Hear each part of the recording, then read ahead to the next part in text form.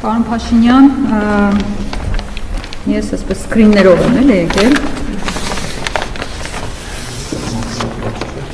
Մակուլատուրա չի չեք ասում։ Ինֆորմատիվ կողմի կապչին սապահից։ Սա ձեր ընտանեկան լուսանկարն է, պարոն Փաշինյան, դուք եք Աշոտն է, Մարիամը, ձեր նախկինքին, մի խոսքով բոլորով եք Արցախում։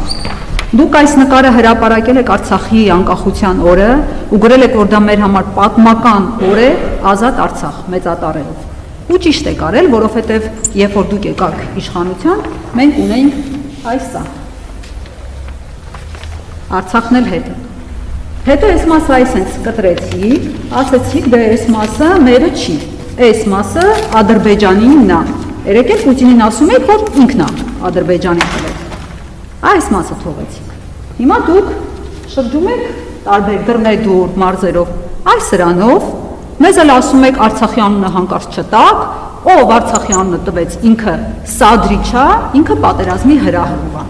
Ու Ալեն Սիմոնյանն էլ ասում է, ինչ է ուզում եք հարձակվեն մեր վրա, Երևանից մի հատ ուջուրիկ բան թողեն, մեզ բոլորիս արգելում եք Արցախի անունը տալ, ձեր խոսույթը հարմարեցրել եք այնպես, որ Ալիևը ձեզանից գոհ լինի։ Ու հատուկ Ալիևի համար դուք ունեք հետևյալ վիդեոն։ Ես հիմա միացնեմ այդ վիդեոն կարճեմ։ Մեր սահմանը էսա, տեղ գյուղից են կողմ, Ադրբեջանի Հանրապետությունն է։ Սա դուք եք ասել։ Բայց մարդ ես կարող է Ալիևի մատը կպնի, միանիկ մի հատ ուրիշ վիդեո միացնի ու շատ անհարմար բան ստացվի, խայտարակ լինենք, օրինակ այս վիդեոն։ Տեղից հետո կարճ ասած Արցախի Հանրապետությունն է։ Կարծիքով տեղ գյուղը խորհրդանշում է Հայաստանի եւ Արցախի միասնությունը, Հայաստանի եւ Արցախի ժողովուրդների միասնությունը։ Տեղից հետո այս երկու վիդեոների մեջ տարբերությունը մի քանի ամսվա է, պարոն Փաշինյան։ Հիմա հարց, եթե դուք այսօր մի բան եք ասում, վաղը լրիվ հակառակ բանն եք ասում, ոնց ձեզ հավատանք, որ վաղը չէ մյուս օրը, արդեն ոչ թե սրանով դուք կշրջեք, այլ այստեղից, ասենք, այս Սյունիքի հատվածը այսպես կտրած կլինի, այստեղ Գեղարքունիքի մարզը կտրած կլինի, Սևանա լիճը արդեն տված կլինի Ալիևին, այսպես sense պատրած կլինի, ու այս հրաշած արդեն քարտեզ այսպես կդնեք դոշին, ու կասեք դե ժողովուրդ ջան, այս 16000 քառակուսին է մերը, դրանից ավել մենք չունենք։ Եվ երկրորդ հարցը վախկոտ գեներալների հետ կապված։ Դուք հայտարարում եք, որ մեր գեներալները վախկոտ են։ Ինչ եք դուք ուզում, որ մեր երեխաները, մեր թոռները հպարտանալու ոչ մեկին չունենան, այսպես ջնջոցը վերցրած ջնջեք մեր հերոսներին, մարդկանց։ Այսօր Եռաբլուրում կրված տղերքից մեկը ասում էր, որ դուք հրամայել եք, որ նոյեմբերի 5-ին դիրքերը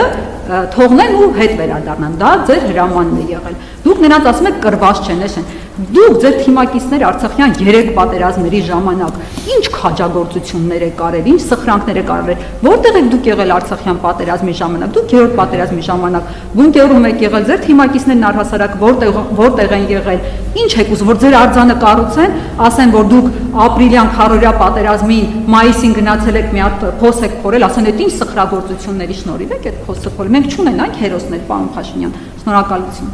Ավարտեցիք, կարելի է ձերն առաջ քարտեզը կտորել։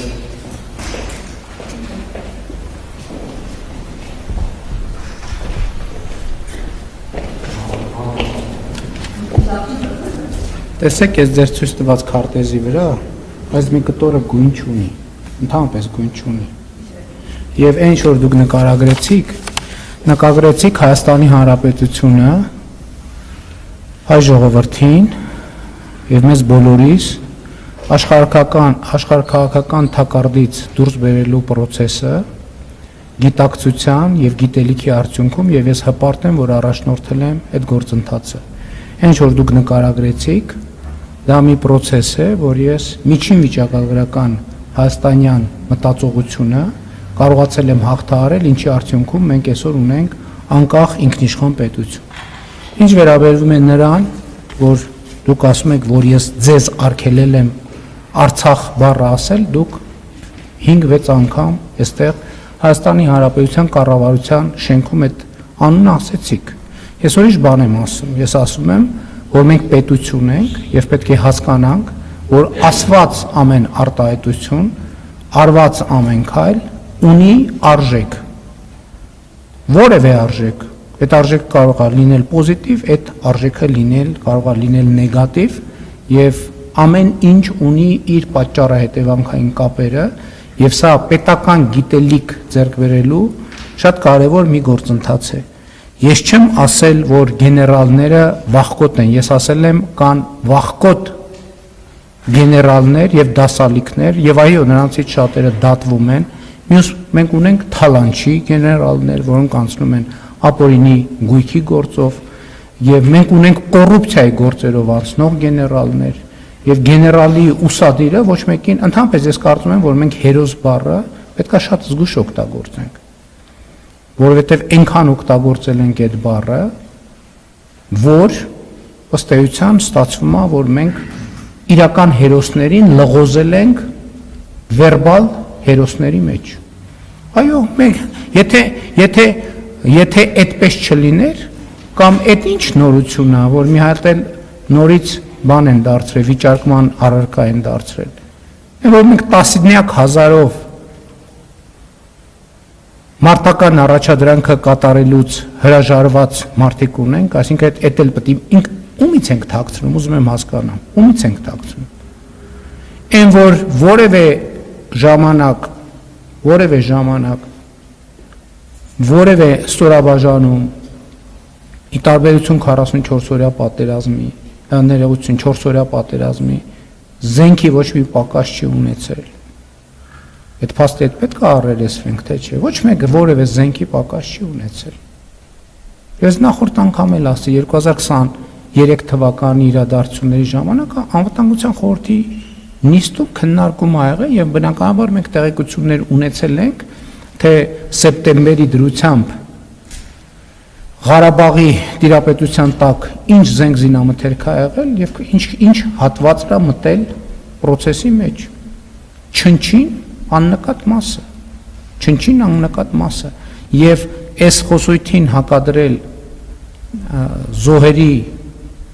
գործոնը կներեք այդքան է պրոֆեսիոնալ չի, ես բոլոր զոհերի առաջ ծնկի եմ գալիս եւ խոնարհվում եմ, բայց դա մեկը մյուսի հետ կապ չունի։ Նոյեմբերի 5-ին գիտեք ինչ, այդ խոսույթները, գիտեք, մարդիկ թող իրանց փախնելը, թող իրանց ճողոպրելը չկապեն իմ հրամանների հետ։ Ես նման հրամաններ չեմ տվել։ Մարդիկ ուզեցել են այդպիսի հրամաններ ստանան, ես այդպիսի հրամաններ երբեք չեմ տվել։ Այդ ով որ տենց բան ասում է, ինքը ճողոպրողների բանակիցը։ Ես ներողություն եմ խնդրում բոլոր այն մարդկանցից, ովքեր իրենց քաղաքացիական եւ զինվորական պարտքը մինչեւ վերջ կատարել են, երբեմն կարող է տպավորություն ստեղծվել, ոչ թե խոսակցության մեջ ստացվում է, որ թացը չորին խառնվում է։ Ես երբեք թացը չորին չեմ խառնում եւ մարդկանց եւ իրերը կոչում եմ իրենց անուններով։ Այո, մենք ունեցել ենք վախկոտ գեներալներ, կոռուպցիայի արդյունքում գեներալ դարձած մարդ ինչ պետք է լինի։ Ծառայության արդյունքում բանում դիրքերում բանի պահածոների բանկաները կախել են, իրանց դղյակները Երևանի կենտրոնում սարքել, չգիտեք, այսինքն ինչ, բա դուք էլ ուզում եք մեր երեխեքին խաբենք եւ այդ մարդկանց, որոնք ոչ իրենց ֆիզիկական ֆորմայով կամ ընդհանրապես այդ զինվորականի տեսքա, փորները 3 մետրը դեմը գցած գեներալը ո՞րն է։ Այդ զինվորականի տեսքա ընդհանրապես։ Լուրջ եք ասում։ Այսինքն դասեք նախ սուրեմ էլի զինվորական ծառայություն ուրիշ բան է, զինվորական ծառայությունը պետքա ստանդարտ ունենա, զինվորականը պետքա ֆիզիկական պատրաստության որոշակի ստանդարտի համապատասխանի, որ հետո մարդկանց հետ բաներ են տեղի ունենում, ասում ենք ինչի են տեղի ունեցել, որտեղ մարդիկ կամ ֆիզիկապես կամ հոգեբանորեն պատրաստ չեն դրան, պատրաստ չեն լինում, ես պնդում եմ, որ մենք ունեցել ենք եւ այսա ընթացքում կպարզվի, մարդիկ եկել են Ղարաբաղից ստեղ բան են լնում, կներեք արտահայտության տղամարդամիշ են լնում, բայց բան են եղել 44-օրյա պատերազմի ժամանակ նրանց պատմությունները, որ ուսումնասիրում են, մեկը խուճապ տարածող ա եղել, մեկը դասալիք ա եղել, մեկը որդուն